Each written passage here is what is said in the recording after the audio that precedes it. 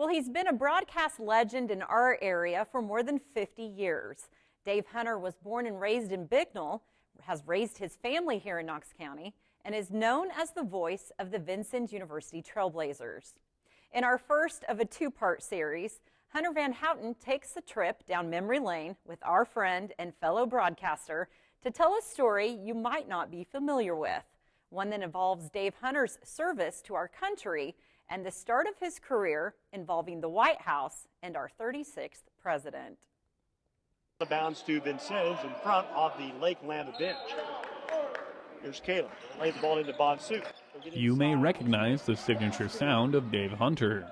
That's because he's been the voice of the Vincennes University Trailblazers men's basketball team for the last 41 years. But what you might not be familiar with is the fact that he also served in the White House while President Lyndon B. Johnson was in office. This is a story of how a simple man from Bicknell, Indiana, found himself front and center in the Oval Office. This story starts back in the early 60s when Hunter was working as an assistant manager at a store in Spencer, Indiana. Hunter failed his first physical, but wouldn't let that stop him from serving his country. After filling out paperwork at the recruiter's office and passing his second physical, Hunter went to talk to the draft board committee to see where he was on the list. I went down to downtown to the draft board and I asked that, well, I'd like to see where I am on the list to be drafted. And he said, well, I probably can't tell you for sure, but I can look and see. And he opens the book and he goes, oh, he says, you're the next guy we're going to draft. Once Hunter knew he was in fact being drafted, he went back to the local recruiter to select a field that would help him later in life. That's when he decided to follow stenography. Knowing that he was a great typist, Hunter felt he would do fine as a secretary for officers. Little did he know that the White House would soon come calling. Only a month into his training at Fort Harrison, Hunter was selected to interview for a job. He just didn't know what job it was quite yet.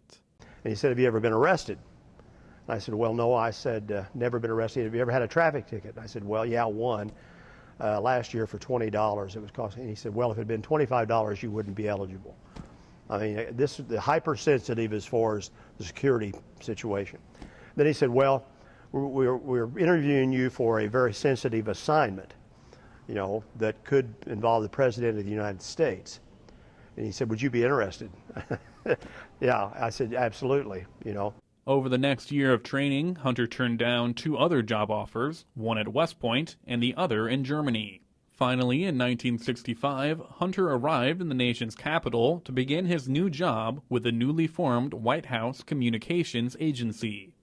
The transition from the Kennedy to the Johnson presidency carried many changes, and that brought an opportunity that was just right for Hunter. JFK never used a teleprompter, but it was a newer practice that LBJ fully embraced. The mission grew because he was using teleprompters for almost all of his speeches, and sometimes more than one in a day. They thought they could fill that need by using military people to type the speeches, to actually run the teleprompter system, set them up, and so forth and so on.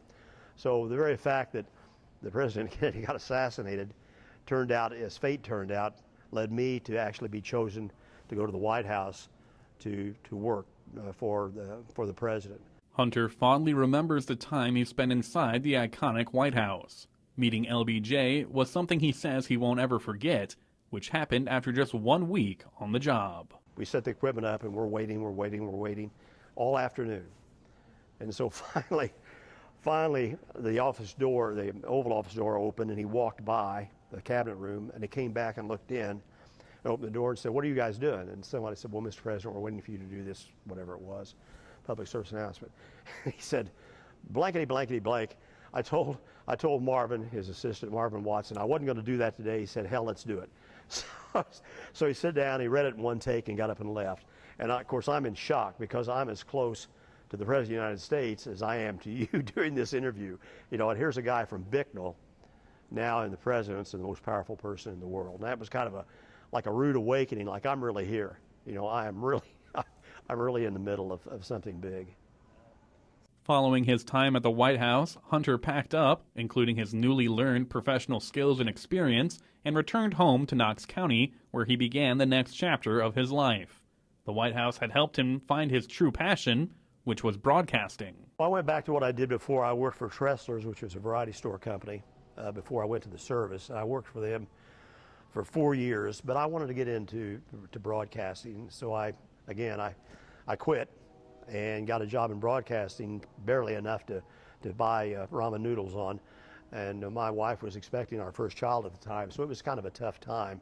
And I got, paid $95 a week for my airtime and then $10 to do a basketball game. And so that's kind of where I started out, from there. Hunter has now turned his humble beginnings into over 50 years of sports broadcasting experience. For First City Focus, I'm Hunter Van Houten. Coming up on the next episode of First City Focus, we'll share part 2 of this series as we take a look at Dave Hunter's career covering the VU men's basketball team for what is now 41 seasons.